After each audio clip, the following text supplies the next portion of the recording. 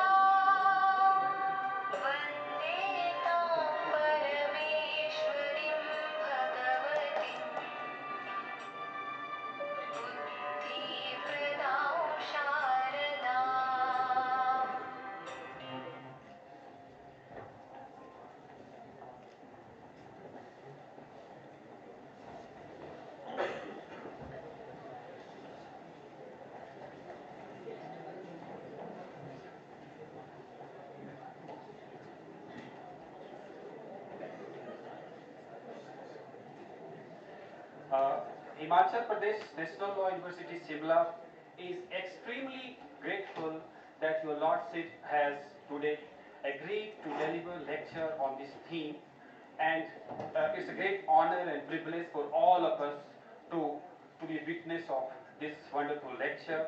So I request Honorable Vice Chancellor Ma'am to felicitate our distinguished guest.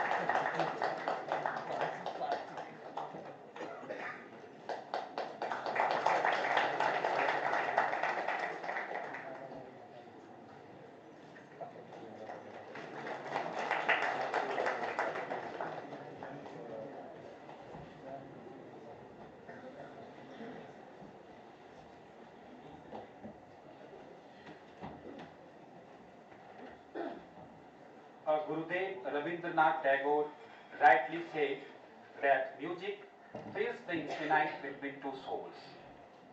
And this has been muffled by the mist of our daily habits.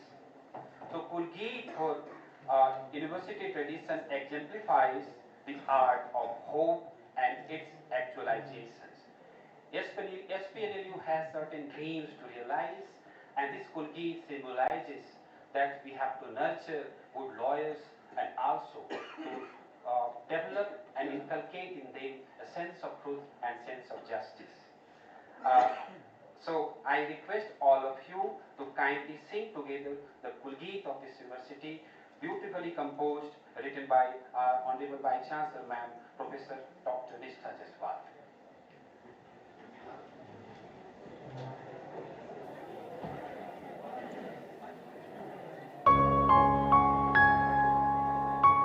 योगः करं सुकौशलम् योगः करं सुकौशलम्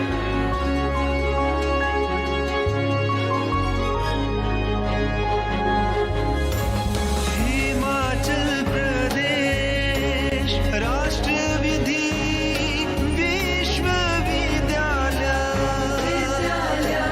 विश्व गुरु बनना है क्यों न गुरूर करें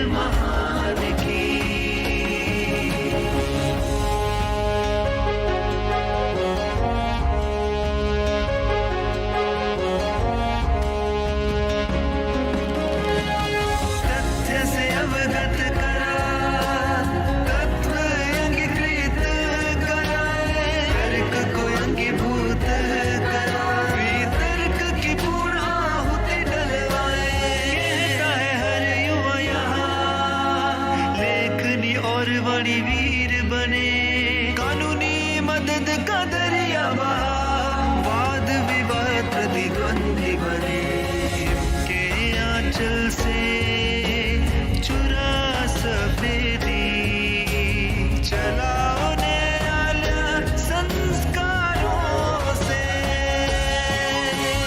मिटाए अन्याय श्वेत श्याम वर्दी, ख्याति बढ़े देवभूमि की जिससे,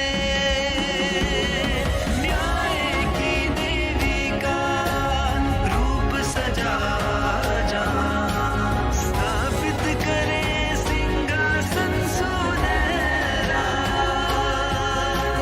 कुंदन बन संवरे विद्यार्थी यहाँ, सारे जग में एक होना, हिमाचल प्रदेश राष्ट्र विधि विश्वविद्यालय,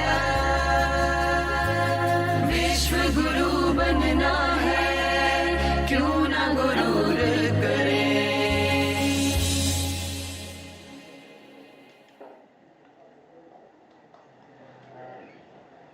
Thank you so much. Now it's time to introduce our Honorable Vice Chancellor Ma'am. And we are aware that our Vice Chancellor Ma'am is a great teacher, researcher of law. But today I would like to say a few things which we as a teachers work under her leadership and experience. We often talk about ethics of students, which talks about that you have to take care of each one its sentiments and compassion. So compassion generally is missing in our law and legal system, which is generally dominated by power and sense of authority. What she does in her leadership to the university is she tries to nurture among the teachers and students a culture to create knowledge.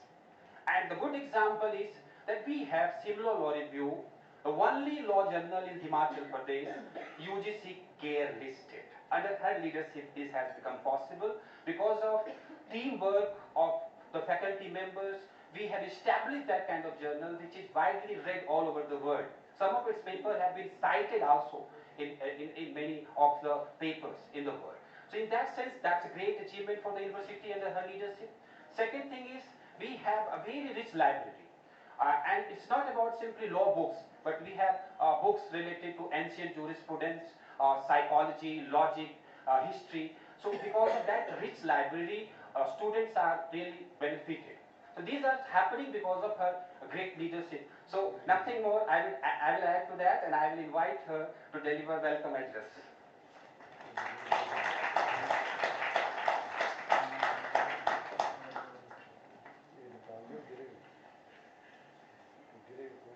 Honorable Mr. Justice V. Ram Subramanian, former Judge, Supreme Court of India. Honorable Mr. Justice M.S. Ramachandra Rao, Chief Justice, Himachal Pradesh High Court and Chancellor of HPNLU Shimla. Honorable Mr. Justice Alok Singh Chauhan. Honorable Mr. Justice Vivek Singh Thakur. Honorable Mr. Justice Sandeep Sharma. Honorable Justice Jyotsna Ravaldua, Honorable Mr. Justice Satyan Vaidya, Honorable Mr. Justice Sushil Kukreja, Honorable Mr. Justice Virender Singh, Honorable Mr. Justice Ranjan Sharma, Shri Rameshwar Singh Thakur Ji, Shri Prasannan Singh Ji, Shri Rakesh Sharma, Honorable Justice V.S. Rana, Chairman, Human Rights Commission of Himachal. It's really a privilege to have Honorable Justice V. Ram Subramanian today for delivering the second Krishna Iyer Law Lecture Series here. The first lecture was delivered by Honorable Justice Suryakant. I welcome you, sir, from the deepest core of my heart. In fact, when I try to use words, my heart starts speaking. And I would like to place before you what I wrote as a poet regarding Honorable Mr. Justice V. Ram Subramanian, who says angels are born in the heaven, who says angels are born in the heaven, they create heavens where they live, who says with time people are forgotten, permanent impressions some people leave. I met a simple person just a few years ago. I met a simple person a few years ago. Being my superior, gave penumbral support. An affable personality without influence of ego. Smiling face, eyes glittering and heart soft. Before my submission, he could read situation. Due to a wavelength between us of wisdom, knowledge and intuition, his mind has the sacred confluence. He always meant what he said. He intended what he always did. Path was built where he stepped. Dark corners everywhere he lit. I owe him for saving the temple of learning. I'm indebted for his academic light. He settled all the problems burning. The Messiah brought back serenity bright. Sir, I hope all the dignitaries present here, judicial officers, my faculty members, my students, I think Lordship must be receiving the positive vibes from them which are welcoming our Honorable Lordship. Honorable Chancellor Sir, again words are failing, but again my heart will speak. So another few lines for Honorable Chief Justice M.S. Ramachandra Rao. A pious soul wrapped with a body mortal.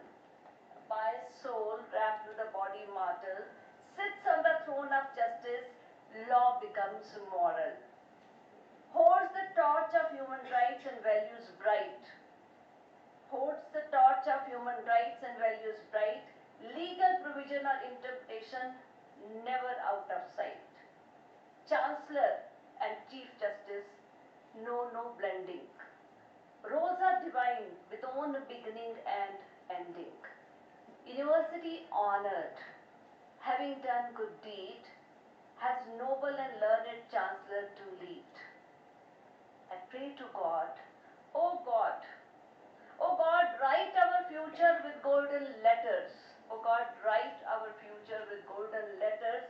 Your Lordship's unstinting support, we are debtors.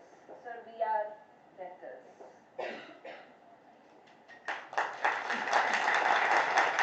I welcome everyone present here. I really apologize if I missed any name. I did not name, but all the galaxy of dignitaries present here, I'm welcoming all of you from the deepest core of my heart.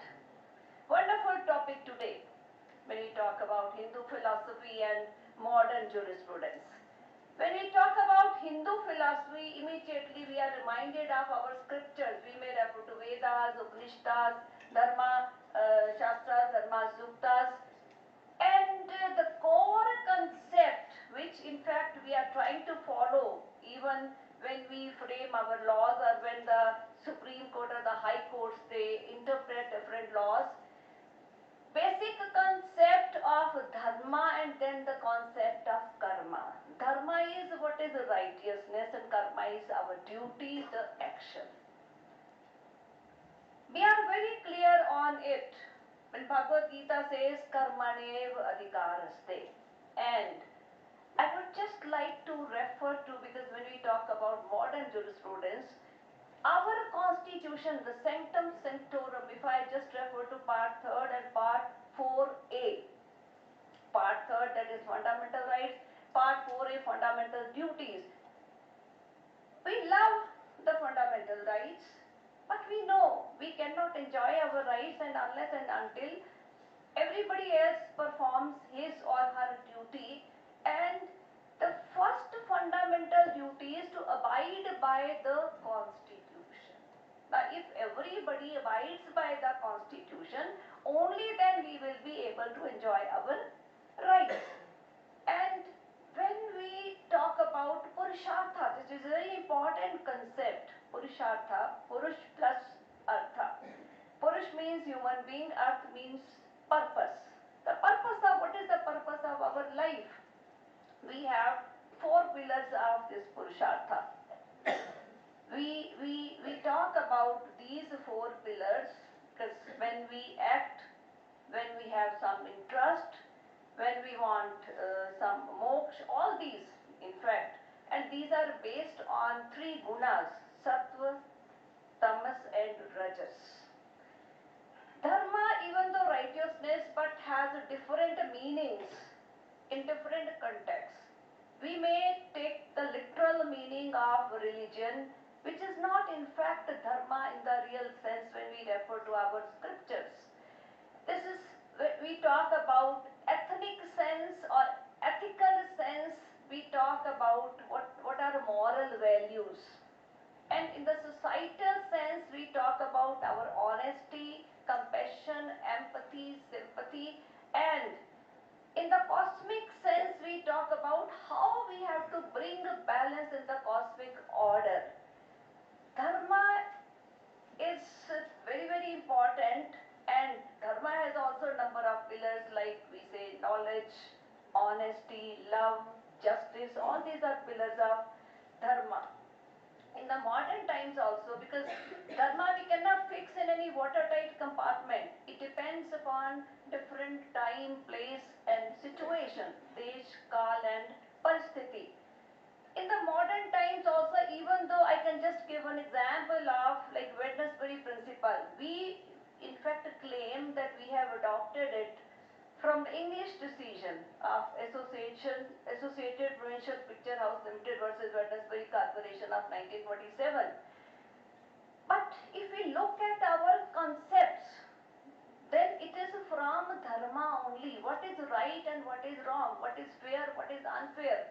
We have to distinguish between, and the modern concepts, if I just refer to widening the scope of Article 21 of the Constitution, it is because we included fairness. And again, we always claim that we imported American due process clause, but I'll say no. We in fact try to revive the concept of dharma, and that is why we could in fact talk about the rights of vulnerable sections of society. We may talk about rights of transgenders, we may talk about LGBTQ, or even the disabled rights, all these issues. When we preach dharma, righteousness, I'm a great fan of Supreme Court of India. There may be many critics, but most of the time we say perhaps the only panacea falls in the hands of the Supreme Court for giving birth to any right. And I can here refer to Save Life Foundation versus Union of India of 2012, where the Supreme Court, no direction, but advice was given to us to be good Samaritans. Now what is this? This is just relating to dharma only. In our Sanskrit, like in Manusmriti or Mahabharata, we find dharma eva hato hanti dharmo rakshati rakshita tasmat dharmo na hantavyo mano dharmo hano vidit, which means dharma destroys those who destroy it, dharma protects those who protect it, dharma does not destroy and cannot be destroyed. And even in the present situation, what we are supposed to do, that is always look into the truth. Honorable judges are sitting here. Judges, they decide on the basis of the facts before them, applying the law, and of course our expectation, the expectation of public is that justice will be done. Nyaya. Again we have the Niti Shloka, very important Niti Shloka. Satyena dharate prithvi, satyena tapte ravi, satyena vati vayuscha, satyena sarvam satye pratishtitam. So everything depends upon the truth. Whether we have this earth, whether we have this sun who gives us heat, whether the cool breeze is blowing, everything it depends upon truth.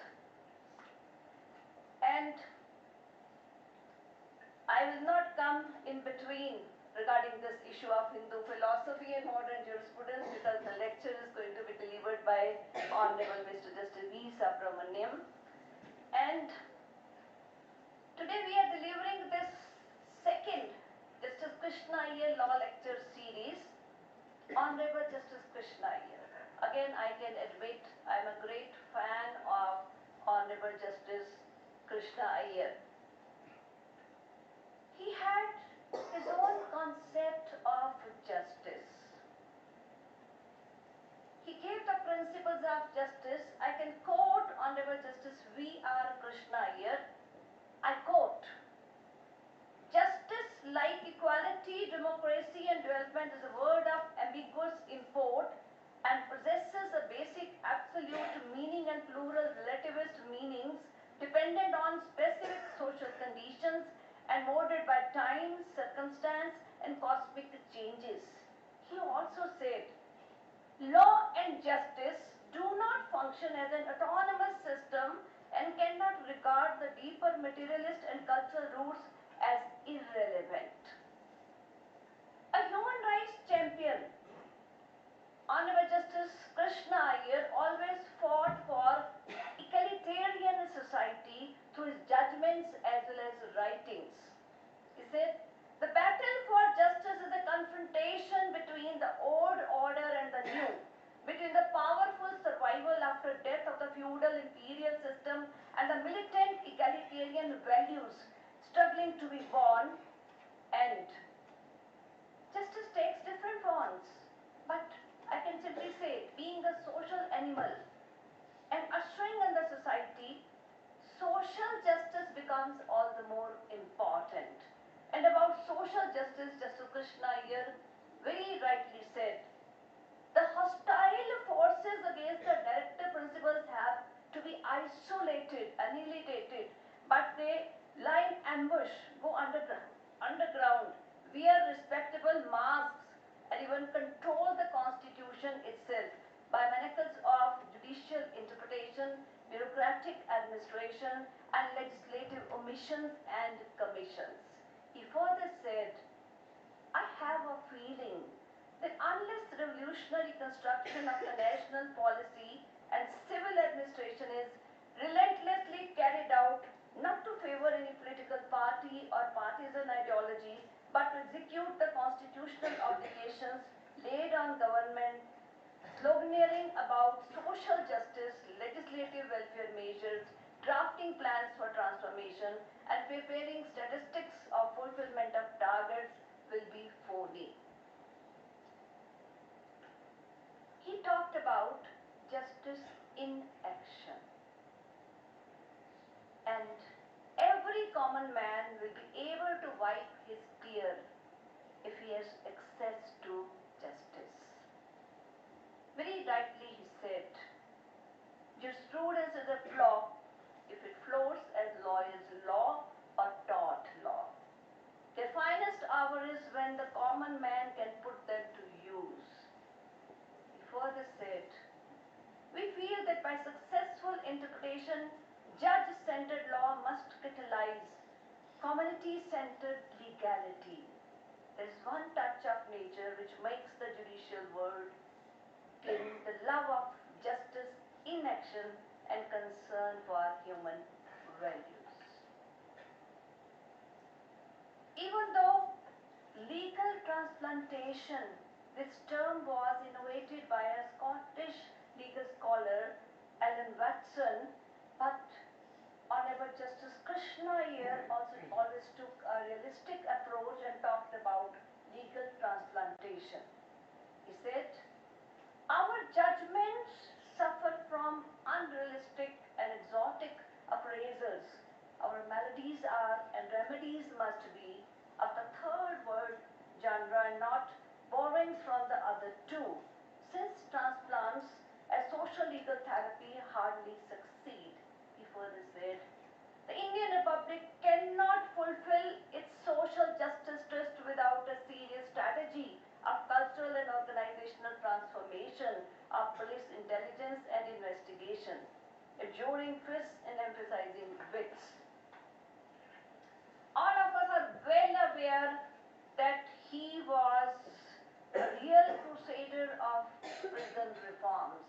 He wrote Prison Jurisprudence in Sunil Batra cases. We have two Sunil Batra cases of 1978 and 1980. I just quote, prison power absent judicial watchtower may tend towards torture.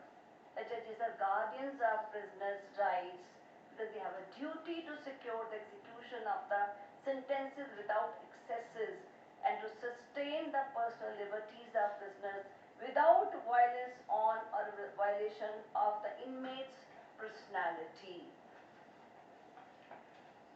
And finally, I'll just conclude again. My poet heart wants to say something about Honorable Justice V.R. Krishna Iyer.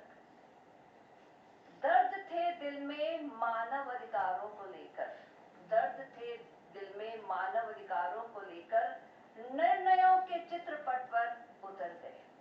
दर्द थे दिल में मानव अधिकारों को लेकर, निर्णयों के चित्रपट पर उतर गए।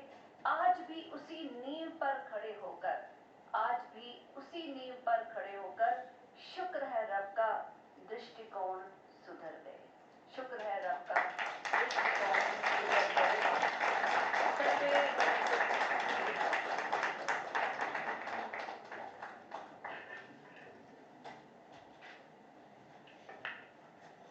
Thank you, ma'am. Ma'am's address reminds the wise word of Aurobindo in his book Renaissance of India, who said India was a spiritual civilization who lost its character when colonial regime dismantled the spirit of Indian civilization. And Sankhya Darshan, which talks about Purusha and Prakriti, the idea of consciousness, the idea of moksha and salvation, and living a life of extreme peace and happiness, that was possible only in a civilization which has civilizational character, spirituality. We have Honorable Mr. Justice B. Rama Subramanian, a distinguished jurist, former judge, Supreme Court of India, and distinguished professor of HPNLU Shimla. Your Lordship practiced law before a variety of judicial forums for nearly 23 years, including before the Madras High Court, Central and State Administrative Tribunals, City and Small Causes Court, State Consumer Commission, and District Consumer Forum.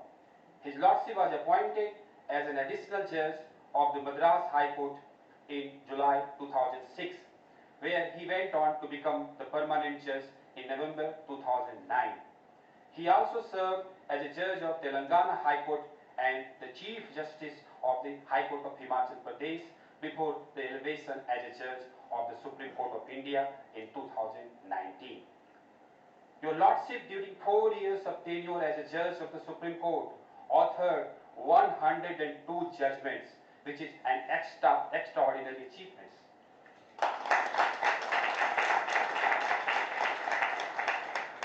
In recent column, Harshini Jyoti Raman writes, be it in context of any constitutional issue, labor issue, social issue, or commercial issue, the ultimate winner is in Justice Rama Subramanian Court was the public.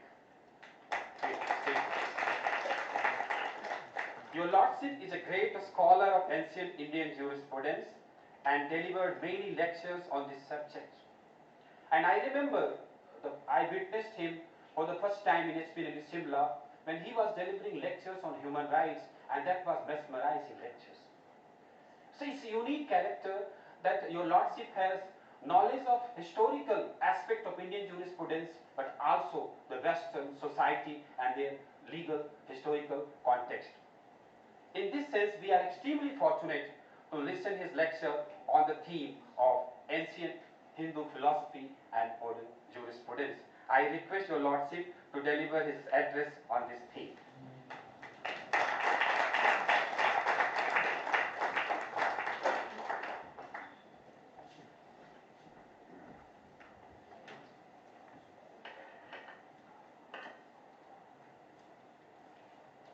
My good friend and the respected Chief Justice of the Himachal Pradesh High Court, Mr. Justice M.S. Ramchandra Rao, judges of the High Court of Himachal Pradesh, many of whom were my former colleagues when I was here as the Chief Justice for a brief period of time. They were all very kind enough to spare their evening to come and attend to this function. Respected Vice Chancellor, the officers of the government, judicial officers, the members of the faculty of this university, my dear students, when your Vice Chancellor shuffled a lot of prizes on me and Honorable Justice Ramchandra Rao, I thought an educationist should not tell lies. But then I realized that when he showered prizes on both of us, she adorned the role of a poet. Poets in general have the license to say lies. Therefore, whatever she said can be condoned on the judicial side by the Honorable Chief Justice and by me on the administrative side because I don't have judicial power now. It gives me great pleasure to be here at the HPNLU, of which I had the privilege of being the Chancellor for a very brief period of 3 months. It is this university which conferred upon me the honorary doctorate degree, though I thought I did not deserve it. But then some of you might ask, sir, if you really think you did not deserve it, why did you accept it? I am also a human being, prone to all deficiencies that all of you are prone to. And sometimes in life, you can't say no to good people, to dear friends. The topic given to me for deliberation today is the Hindu philosophy and modern jurisprudence. To decode this topic, we must begin with an understanding of what Hindu philosophy is. It is only then we can correlate it to modern jurisprudence. Sarvapalli Radhakrishnan, who was one of the profound philosophers of the 20th century, who was a teacher par excellence, who was a diplomat, former Vice President of India, former President of India, and in whose memory we celebrate the Teachers' Day on September 5th every year, delivered a series of lectures known as Upton Lectures in the Manchester College, Oxford in 1926. These lectures were compiled in the form of a very small book of 96 pages titled Hindu View of Life. That is a book which I think every one of you should read, if not for philosophy, at least for improving your English language. The felicity of expressions of Sarvapalli Radhakrishnan is something amazing. You will definitely improve your communication skills and the linguistic skills if you read that book. Just 96 pages, but it will take a lot of time for you to read it, understand it, and absorb it into your system. Commenting upon any attempt to define Hinduism, Dr. Radhakrishnan said, I quote, "At the outset, one is confronted by the difficulty of defining what Hinduism is. To many," this is what he says, "to many, it seems to be a name without any content. Some of us think that it is a museum of beliefs, a medley of rites, and a mere map so, or is it just a geographical expression? If its content, if it has any, has altered from age to age, from community to community, I unquote. This is what he said. On the question of the origin of the word Hindu, Dr. Radhakrishnan said as follows, I quote, "The term Hindu had originally a territorial and not a creedal significance. It implied residence in a well-defined geographical area, aboriginal tribes, savage and half-civilized people, the cultured Dravidians, and the Vedic Aryans were all Hindus as they were the sons of the same mother.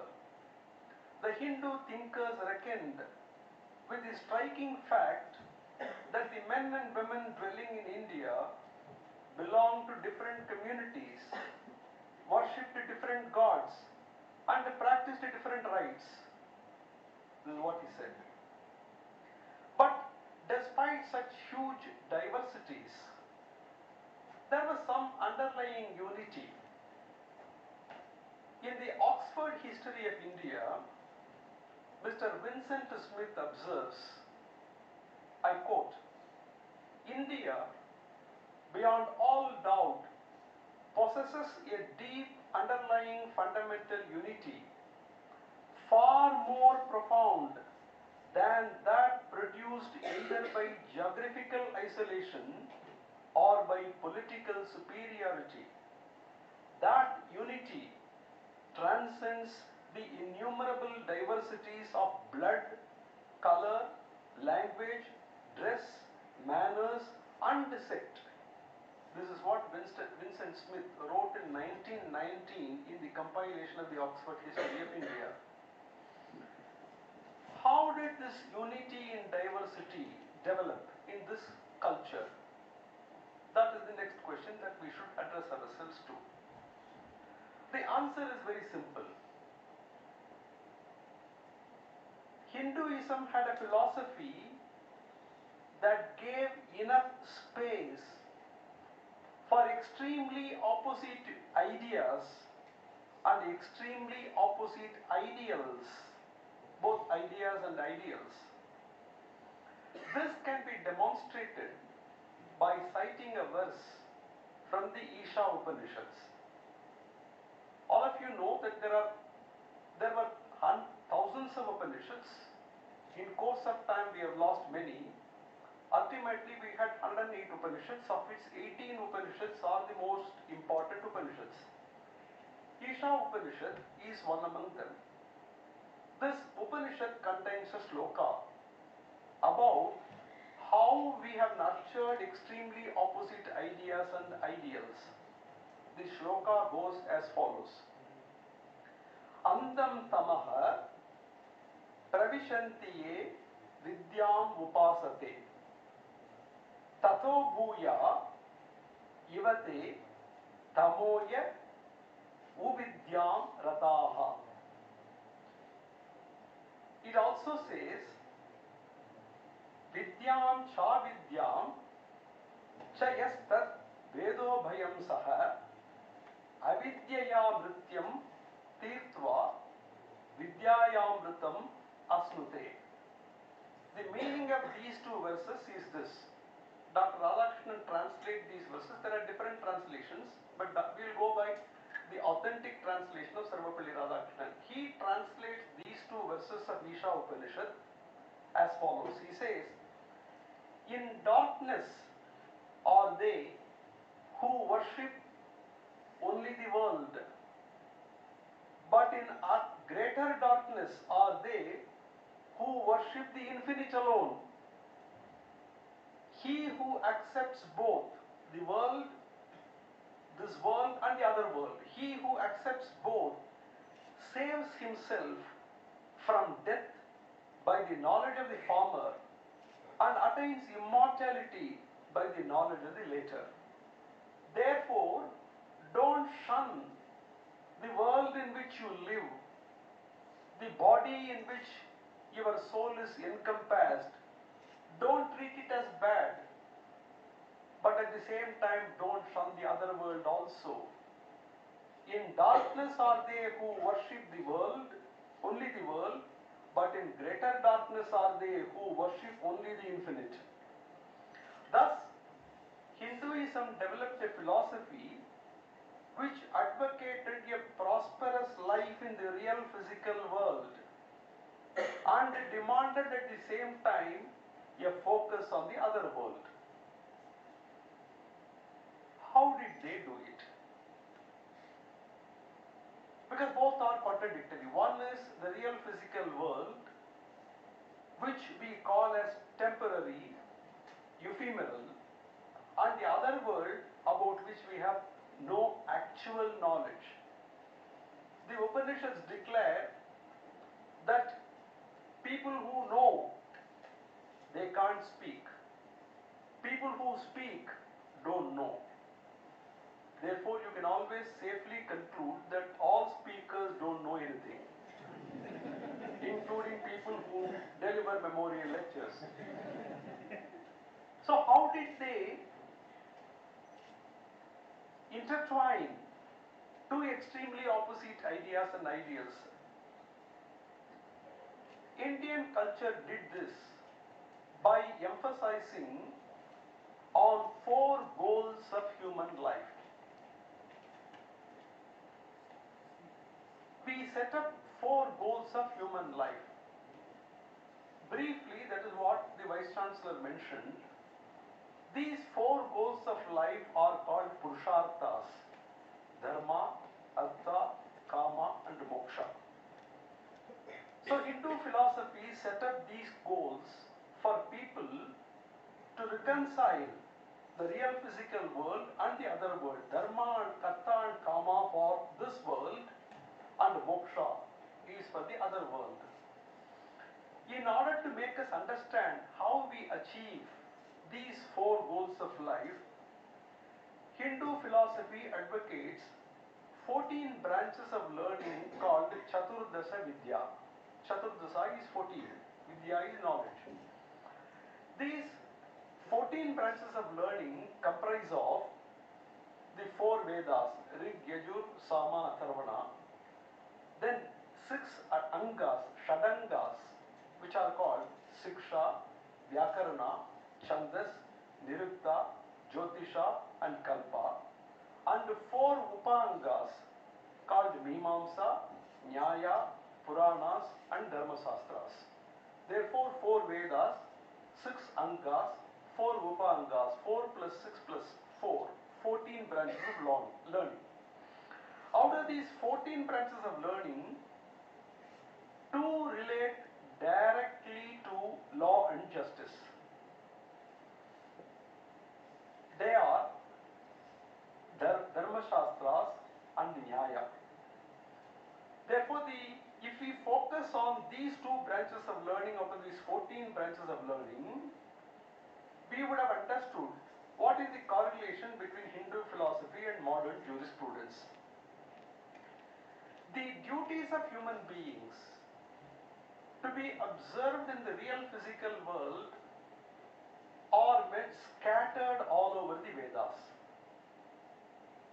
Therefore, some of the sages extracted those portions and codified them into Dharma Shastras. But all of them have as their original source the Vedas.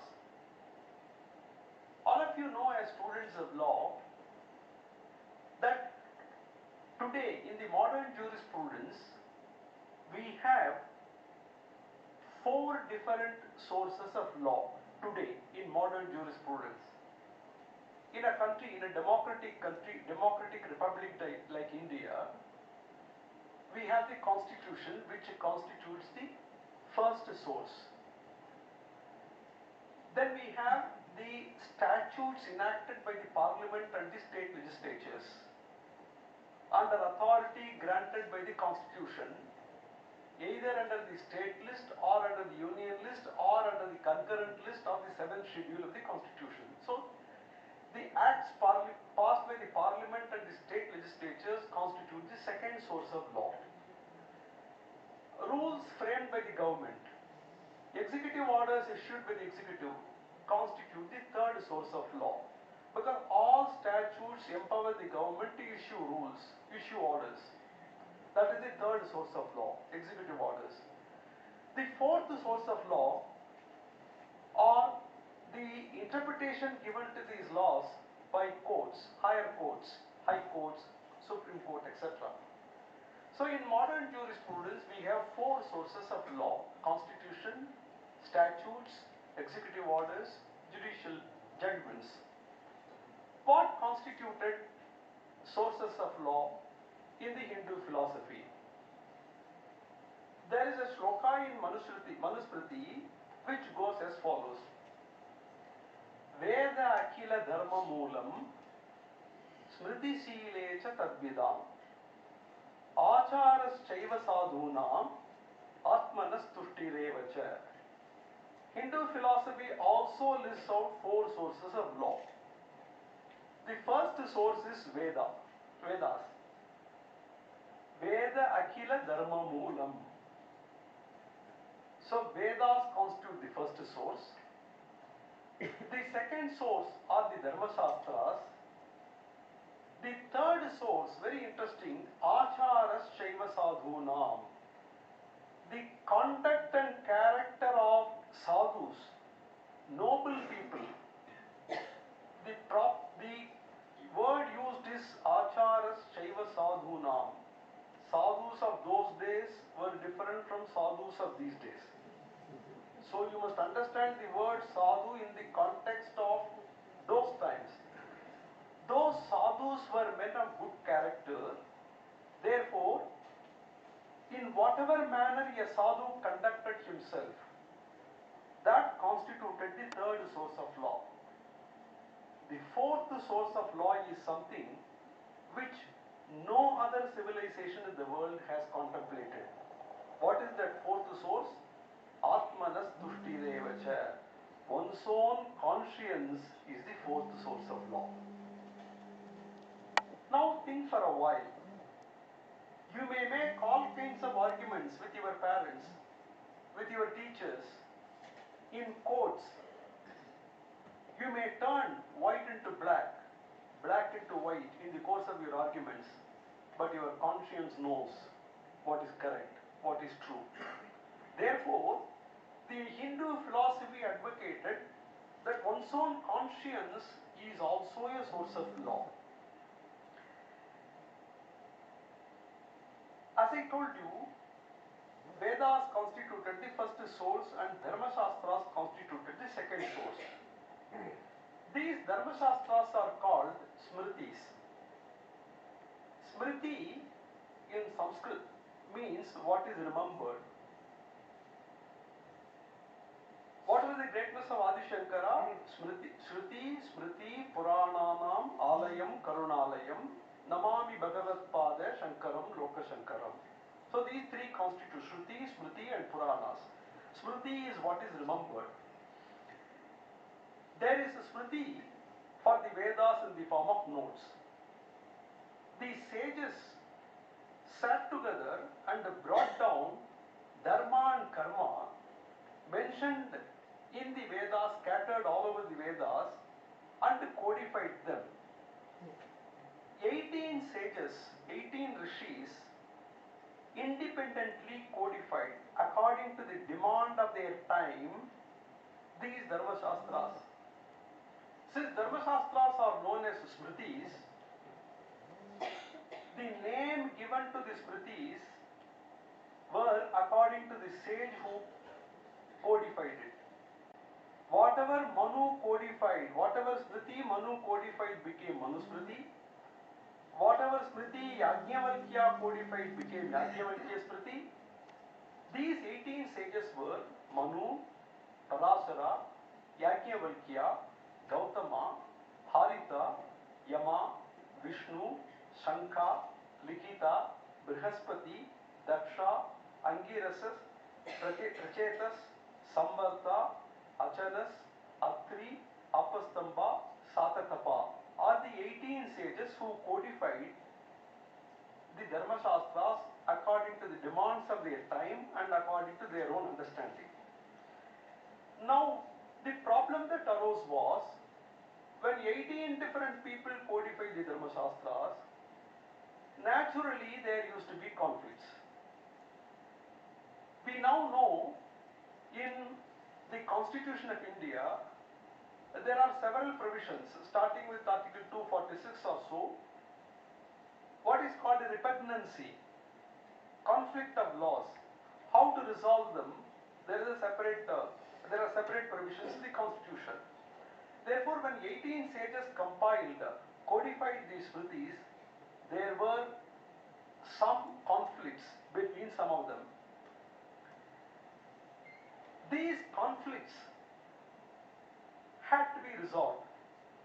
Therefore, the subsequent rishis came up with what is called Dharma Shastra Nibandhanas.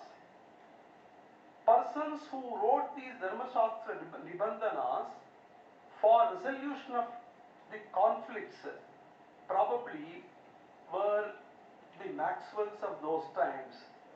We now read Maxwell's interpretation of statutes, but we have had rishis who had excelled Maxwell thousands of years ago in interpreting these Dharma Shastras and reconciling these conflicts. These Dharma Shastras contain, number one, rules of substantive law relating to marriage, adoption, inheritance, property rights, trade disputes, law of contracts, law governing commercial transactions, then rules of substantive law relating to crimes against persons, properties and state, rules relating to constitution of courts, qualifications and qualities of judges, and the code of ethics for those who are called upon to judge, rules of civil procedural law dealing with the method of institution of suits, rules of pleadings, recording of evidence, rendering of judgments, and the rules of criminal procedure law dealing with investigation, collection of evidence, forensic examination, and the punishment of the guilt. All these were provided for in the Dharma Shastras. In the Dharma Shastra of Manu, known as Manusmriti, judicial proceedings or matters that may come up before court for adjudication before the king are classified under 18 different heads. In fact, I don't know how many of you have, other than the honorable judges and judicial officers present here, I do not know whether the students here are aware of something called the cost list. How many of you are aware of the word cost list? Good. Every day, the High Court and Supreme Court, before every judge, about 50, 60 cases or 100 cases are listed. They are listed in what is called the cost list. Interestingly, Manusmriti contains a rule as to how to prepare a cost list. The chapter 8 of Manu contains a shloka which says, daily the judge shall take up one after another all cases which fall under the 18 titles of law according to the principles drawn from local usages and from the institutes of sacred law. Of those 18 titles of disputes, the first is non-payment of debts. Then should follow the cases relating to deposit and pledge. Thereafter, cases relating to sale without ownership, concerns among partners, resumption of gifts, non-payment of wages, non-performance of agreements, rescission of sale and purchase, disputes between the owner and the servants, disputes regarding boundaries, assault, defamation, theft, robbery and violence, adultery, duties of man and wife, partition, and gambling and betting. These are the 18 titles. And Manu says what is the order in which they have to be taken up. It is almost like preparing a cost list. The plaint. What is it? The plaint is something which a litigant in a civil court presents to the court. There is an equivalent name in Sanskrit given in Manusmriti. The plaint was known as Bhasha or Pratigya or Paksha. The plaintiff was called Arti, Avedaviya, Abhiyokta. The defendant was called Pratyarthi. Interestingly, in a written statement filed by the defendant to a claim made by the plaintiff in a civil suit, there could be different kinds of objections. Some objections can be on merits, some objections can be on technicalities. Manu says that 4 different defenses are permissible under law. Number 1 is Sampratipatti, that is admission of claim. Today we have in the Civil Procedure Code Order 12 Rule 6, admission of claim.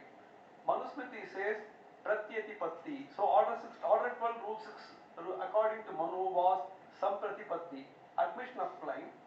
Second is Pratyavasbandhanam, confession and avoidance. That is, yes, I have borrowed money, it is bought by limitation. I can avoid my liability. The third is Mityokti or complete denial of plaintiff's claim.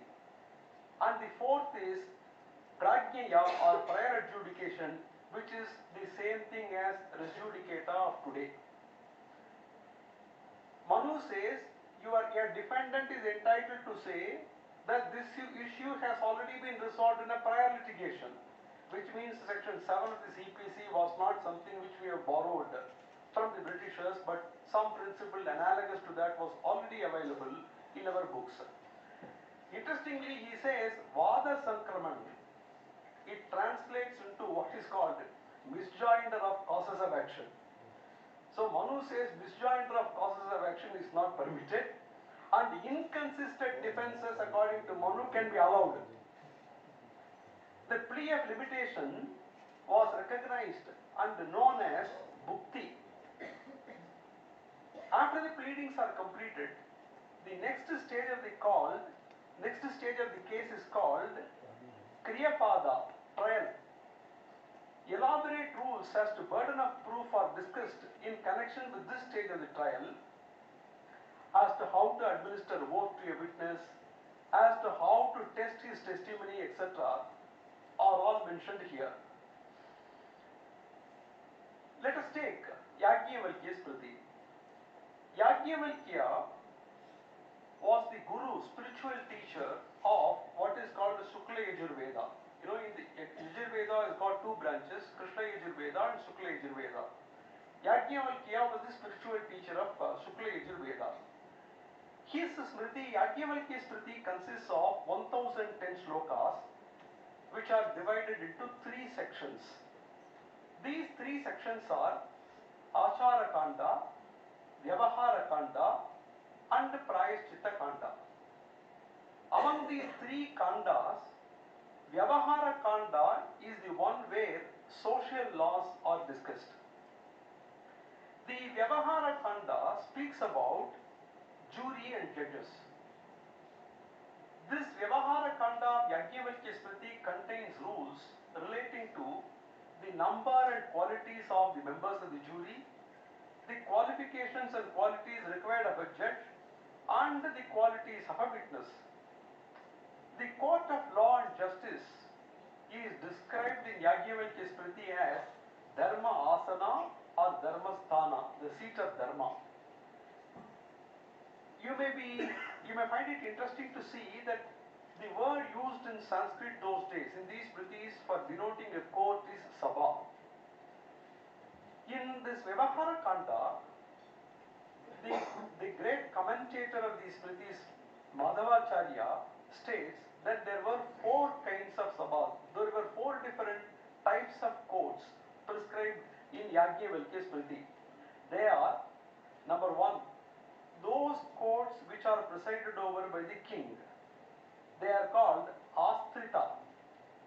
Number 2, those courts which are presided over by the representatives of the king, called Mudrita. Number 3, those courts which are established in towns and villages. Number 4 is very interesting. Those courts which are located in jungle tracts. Yajnavalkya Smriti advocates setting up of special courts for settling disputes of forest dwellers and those who are employed in the army. So Armed Forces Tribunal is not a creation of recent times. It was a creation of Yajnavalkya. All Smritis mandate that in the task of administering justice, the king is to associate himself with persons well versed in law. One of the constituent members of the king's cabinet, as described in the Sukraniti Sara, is Pradvivaka or Chief Justice. In fact, hereafter Justice M.S. Ramchandra Rao can be called Pradvivaka, if we have to term him under the Yajnavalkya or in the Sukraniti Sara. This office, he must be a Lokasastra Nyayagya, or one who is well acquainted with the ways of the world and who knows the law as well as the rules of equity. Having seen these Dharma Shastras, as I began by telling you Dharma, Artha, Kama, Moksha, we had Dharma Shastras, we also had Artha Shastra. So what did this Artha Shastra say? Kautilya's Artha Shastra speaks elaborately about the appointment of judges, the code of ethics to be followed by them. Historians, place Kautilya somewhere between 350 BC and 150 AD. In fact, we always claim that he is much older. Anyway, we will go by historian statement. Even if we go by historian statements, Kautilya is 2,300 years old, according to historians who don't believe in the country's great heritage. So let us go by what they say, 2,300 years. Arthashastra speaks about 3 types of judicial officers. One, Dharmasthas, judges. Then, second is Pradeshtir, magistrates, which means there were different types of judges dealing with civil and criminal cases. Then the third type of judges were Samahartar, or the chancellor. The distinction between judges and magistrates is that while the former dealt with all cases concerning transactions between 2 parties, the latter were concerned with crimes against society in general. The distinction is not strictly kept. For example, deception in arranging marriages is dealt with as a criminal activity in Book 4 of Arthashastra. The magistrates also combined executive and judicial functions. They were in charge of criminal investigation and assisted revenue officials in collecting taxes and dues. Both judges and magistrates were subordinates of the chancellor known as Samahartar. The opening verses of book number 3 and 4 of Arthashastra indicate that in each place of a country there were benches of 3 judges or 3 magistrates. Both categories of judicial officers were expected to have the qualifications prescribed for a minister. In book 3.1.1, Kautilya mandates that there shall be established a bench of 3 judges who shall hold court at frontier posts, sub-district headquarters and provincial headquarters. Interestingly, in book 3, chapter 20, verse 24, Kautilya ordains that judges shall discharge their duties objectively and impartially. A code of conduct is laid down in book 4, chapter 9, verses 13 to 16 of Kautilya. It translates roughly as follows. A judge shall not, number 1, threaten, intimidate, drive away, or unjustly silence any litigant. Number 2, a judge shall not abuse any person coming before court. Number 3, a judge shall not fail to put relevant and necessary questions or ask unnecessary and irrelevant ones. Evidence Act. Number 5, a judge shall not leave out of consideration answers relevant to his own questions. Number 7, a judge shall not give instructions as to how to answer a question. A judge shall not remind a person of a fact, witness of a fact. But a judge shall draw attention to an earlier statement made by him. So the list goes on, and it also says a judge shall not coach a witness. Book 4 of the Arthashastra is completely dedicated to the administration of criminal jurisprudence. Verses 5 and 6 of chapter 8 of book 4 states, this is very, very interesting. Verse 5 and 6 of chapter 8 of book 4 states that no one shall be arrested for a crime committed more than 3 nights earlier unless he is caught with the tools of the crime. What we now call, the weapons of crime, weapons used for the commission of the crime, he describes as tools of crime. So he says the law enforcement authority is not entitled to arrest a person after 3 nights of the commission of the crime unless he is caught with the weapons used for the commission of the crime. Look at today we talk about produce him within 24 hours before a magistrate, etc. He says don't even arrest him. The question of bail does not arise. Question of not even arresting him. He puts it on a much higher pedestal. What is the freedom that we are talking about today, and what kind of freedom that Arthashastra gave? Of course, people were good those days. That should also be admitted. Chapter 7 of book 4 of Arthashastra deals elaborately with postmortem examination. Kautilya states that a magistrate should conduct postmortem on any case of sudden and unnatural death after smearing the body with oil so that the bruises, the swellings and other injuries on the external part of the body becomes visible. He says that postmortem examination is necessary even in cases where a person appears to have committed suicide. It cannot be.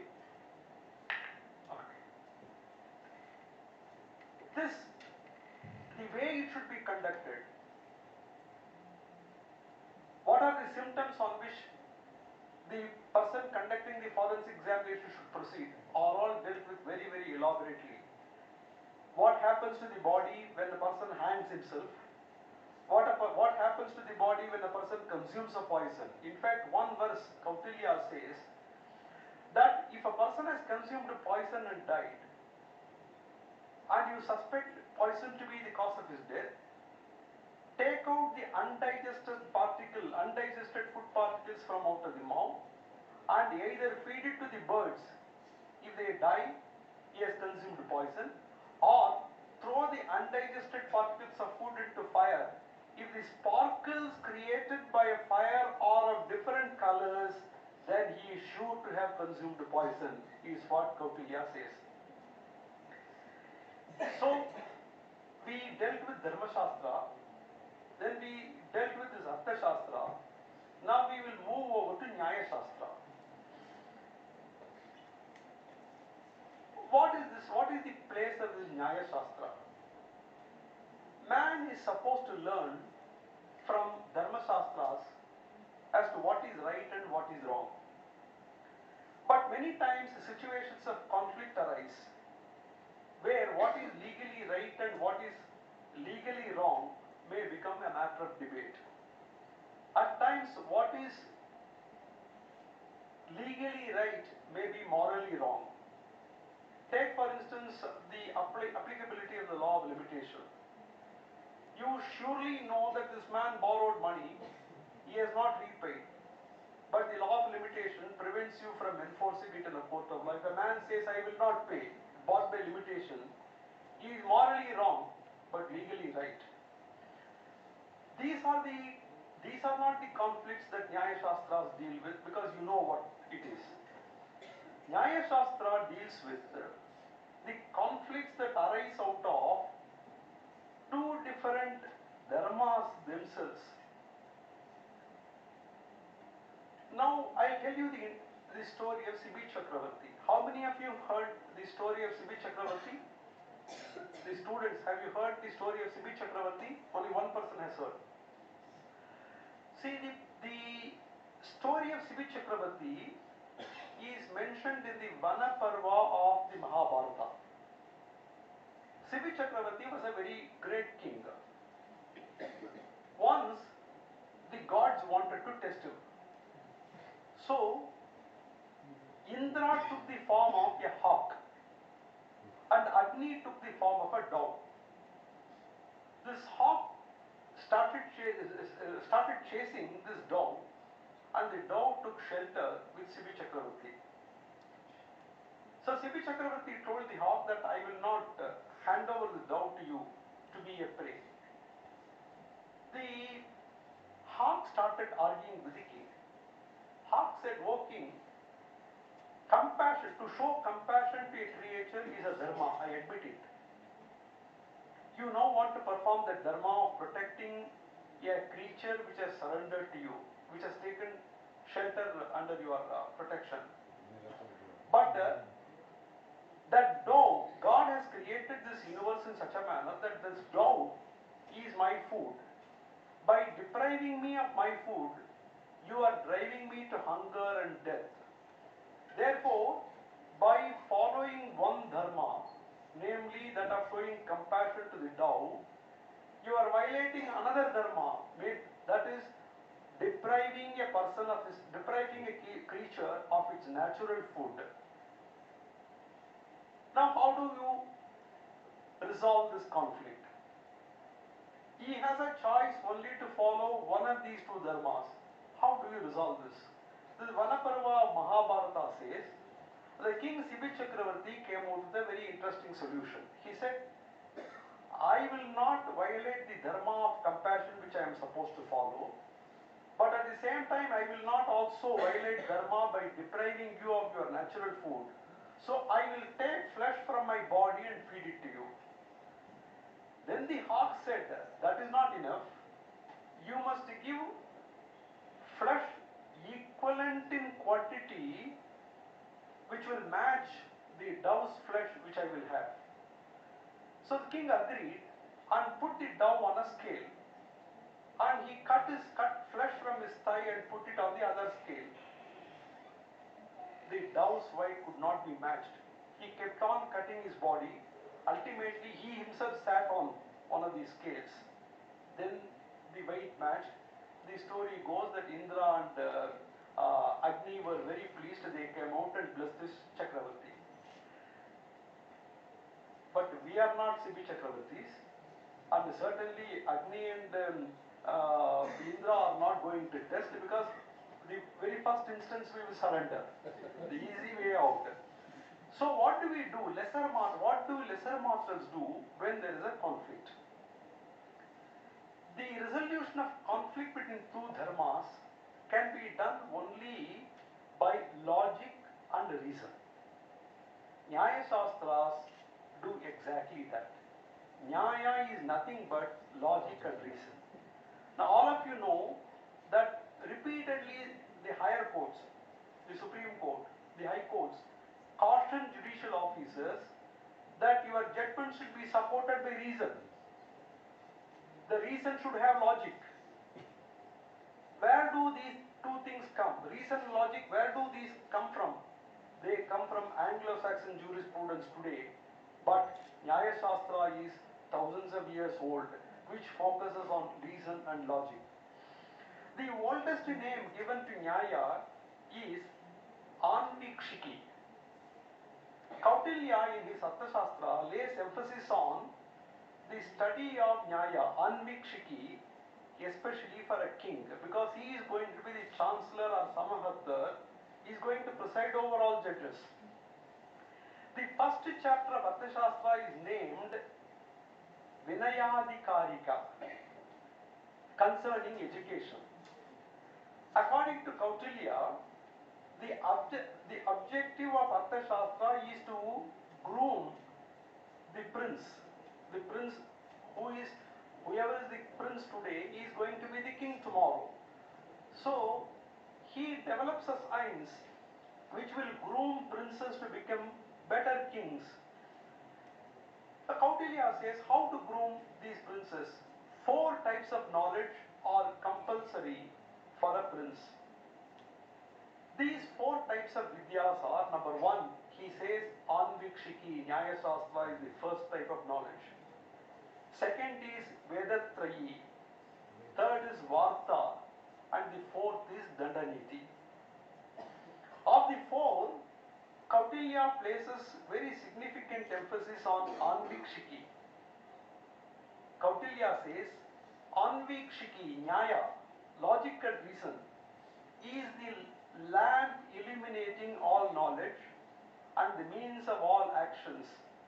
It is the foundation of all dharmas, according to Kautilya. The verse written by Kautilya goes as follows: Pradipaha sarva vidyanam, upayaha sarva karmanam, ashrayaha sarva dharmanam, shashvat anvikshiki mata. Without logic and reason, there can never be effective administration of justice. Therefore, Nyaya Shastra also develops different kinds of debates and even characterizes different kinds of opponents, different kinds of enemies and opponents in debates. Therefore, in essence, the Hindu philosophy already contained the traces of what we now have as modern jurisprudence. It contained both procedural and substantive law. It contained rules of evidence. It contained provision for establishment of different types of courts. It prescribed qualifications for judges. It prescribed methods of appointments of judges. It talked about forensic science, and it laid emphasis on the importance of administration of justice. All this is encompassed in Hindu philosophy. But dear friends, I wish to add a note of caution before I conclude. I am not to be understood today as saying that since we have had a well-developed system of administration of justice, we should now completely scratch the existing system and go back to the ancient system. That's not my objective. I dare not suggest such a rapid course of action. My endeavor in this lecture is to show that this country has had a great tradition in law and the administration of justice, with very, very well developed finer aspects of law and justice. In fact, ours is the first civilization to come up with a rationale as to why we need law and courts. Naturally, the basic, most fundamental question that we should ask ourselves is, why do we need law? Why do we need courts? But recognizing man's frailty, Brihaspati said something very interesting. With this I will conclude. Brihaspati said, I quote, this is applicable to all ages, for all men. Brihaspati said, I quote, in former ages, men were strictly virtuous and devoid of mischievous propensities. Now that avarice and malice have taken possession of them, judicial proceedings have to be established. This is what Brihaspati said. Therefore, with these few words, I thank the Vice Chancellor, I thank the Chancellor, and all of you for giving me this wonderful opportunity to share a few thoughts on Hindu philosophy and modern jurisprudence. Thank you.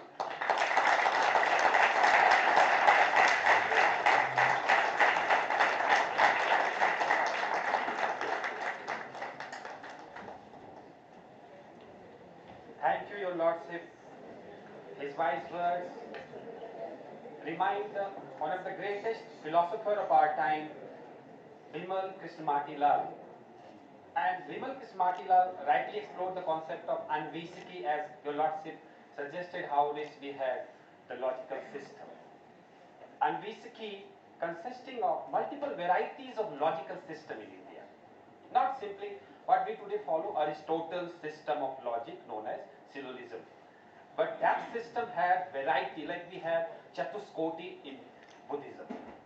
The truth can be said through 4 statements, if I am correct, scholars.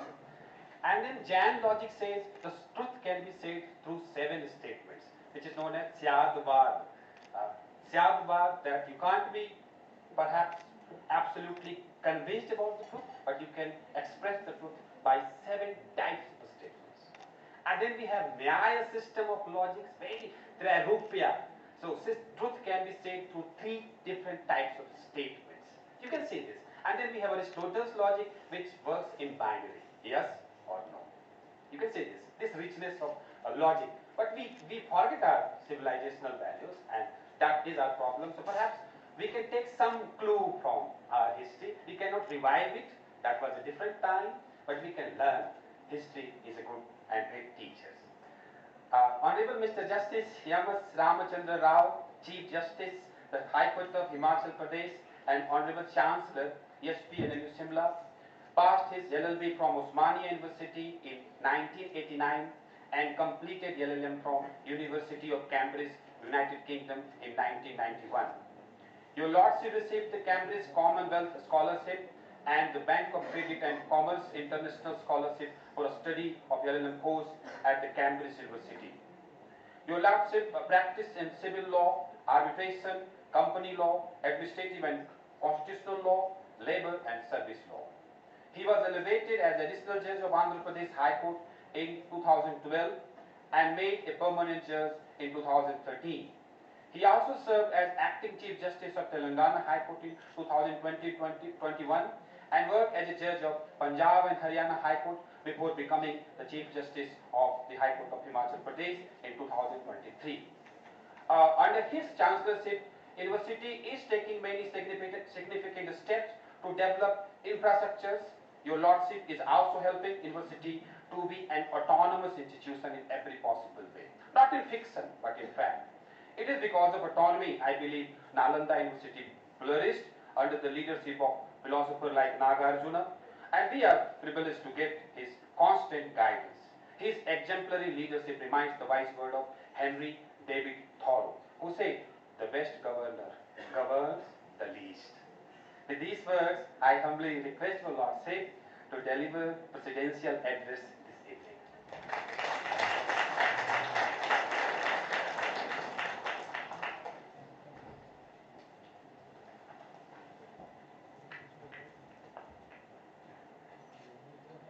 Mr. Ram Subramanian, former Judge Supreme Court of India and the guest speaker today, my brother and sister judges, Mrs. Nishtha Jaswal, Vice Chancellor of the HPNLU,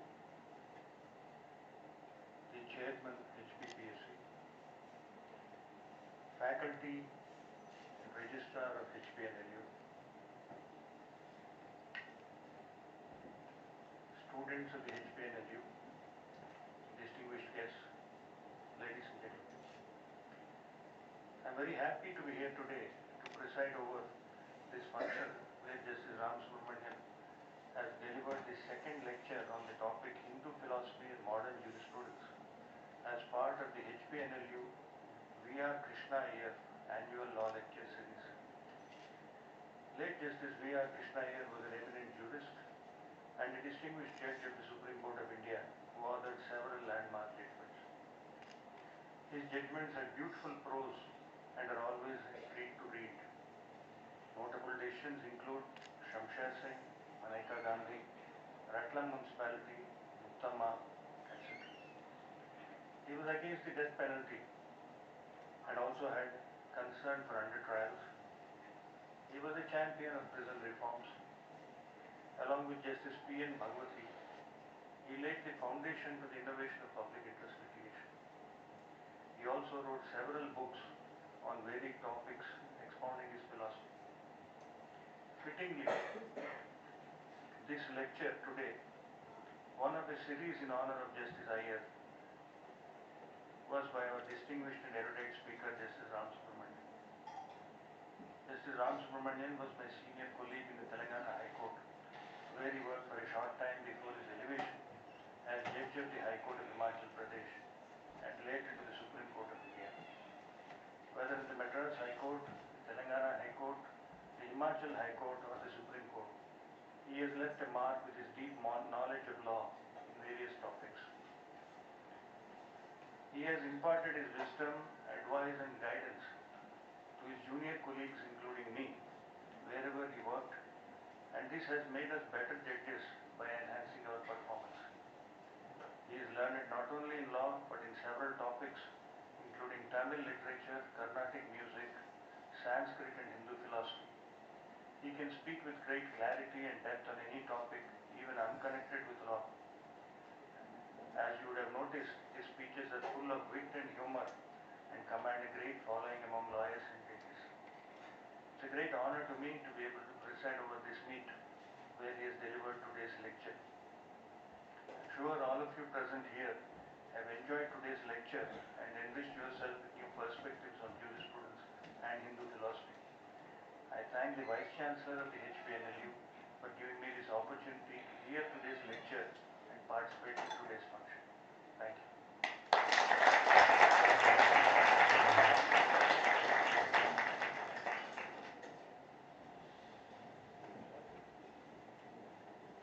Thank you, Lordship, for gracing this occasion. Now I invite for questions and comments from the audience. You may ask any question if you have.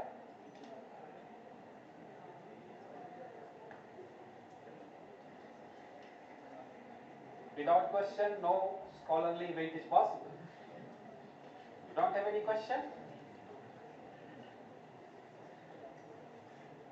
Okay, so now I request our worthy registrar, Professor Dr. S. Jaswal sir, to propose vote of thanks.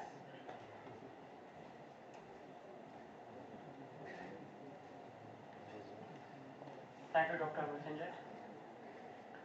Honorable Mr. Justice P. Subramanian, former Judge Supreme Court of India and former Chancellor of our University. Honorable Mr. Justice M.S.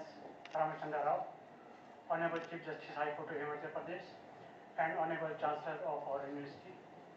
Professor Nishta Jaswal, Honorable Vice Chancellor of our University. Honorable Judges from High Court of Himachal Pradesh, Honorable Mr. Justice Tarlok Singh Chauhan, Honorable Mr. Justice Vivek Singh Thakur, Honorable Mr. Justice Sandeep Sharma, Honorable Ms. Justice Jyotsna Yuvadua, Honorable Mr. Justice Satyan Vaidya, Honorable Mr. Justice Sushil Kukreja, Honorable Mr. Justice Virender Singh, Honorable Mr. Justice Ranjan Sharma, Honorable Mr. Justice P.S. Rana, Chairman HP State Human Rights Commission, Shri J.K. Sharma, Registrar General High Court of Himachal Pradesh, Captain Rameshwar Singh Thakur, Chairman HP Public Service Commission, Shri Rakesh Sharma, Professor Nain Singh, Professor Raghvinder Singh, Professor Sanjay Sandhu, other dignitaries present here. Teaching non-teaching staff of HPNLU Shimla. Himachal Pradesh National Law University Shimla has organized today second law lecture series of Krishna Iyer on Hindu philosophy and modern jurisprudence. In brief, what we were taught in LLB times, that law is not founded, law is not made, it is found in the society. That was proved by Honorable Mr. Justice V. Subramanian today during the course of his address. Lordship, we are privileged and honored to have you with us today for delivering this second annual law lecture. On behalf of the university, we are highly obliged and thankful to you for accepting the invitation. Thank you, Lordship.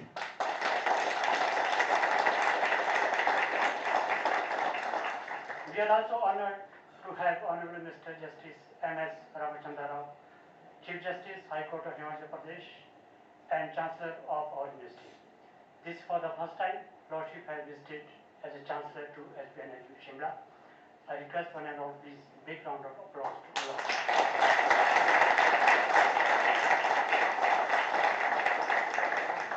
Thank you, Lordship, for sparing your time, and we are looking forward for your blessings. Next year, mile is mile to go. Thank you, Lordship. We are also thankful to honorable judges of the High Court present here today with this evening. We know it is a working day, still honorable judges have made it sure to be present here in Krishna Iyer. Thank you, honorable judges. I extend my sincere thanks to honorable Vice Chancellor for starting this annual law lecture series. This is the second lecture of the series. Thank you, ma'am. We are looking forward that we will carry it forward in future also. Thank you.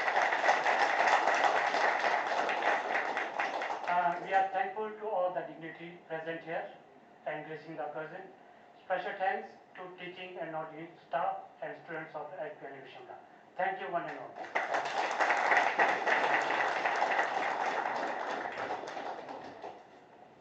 Thank you so much, sir.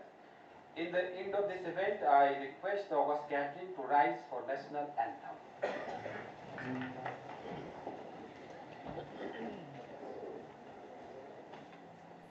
जनगण मन अधिनायक जय हे भारत भाग्य विधाता पंजाब सिंध गुजरात मराठा द्राविड उत्कल बंगा विंध्य हिमाचल यमुना गंगा उच्चल जलधि तरंगा तव शुभ नामे जागे तव शुभ आशीष मागे गाहे तव जय गाथा जनगण मंगलदायक जय हे भारत भाग्य विधाता जय हे जय हे जय हे जय जय जय जय हे